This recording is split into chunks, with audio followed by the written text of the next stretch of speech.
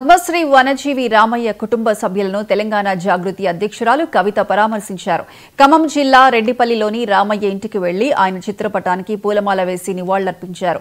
ఆ తర్వాత ఆయన భార్యతో మాట్లాడి ధైర్యం చెప్పారు. తెలంగాణ జాగృతి అన్ని విధాలా అండగా ఉంటుందని భరోసా ఇచ్చారు.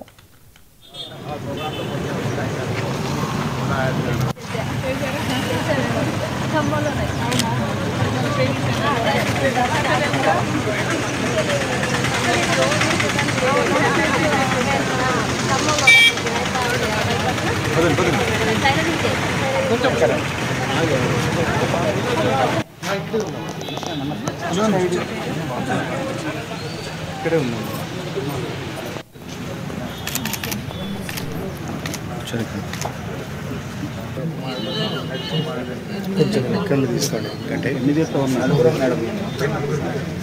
మీరేం నేనని ఒకటే కదా ఎన్ని తీస్తామంటే అంటే ఫొటోస్గా మీ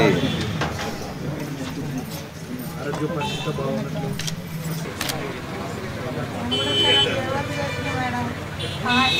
దాన్ని ఏం చేసుకోవాలి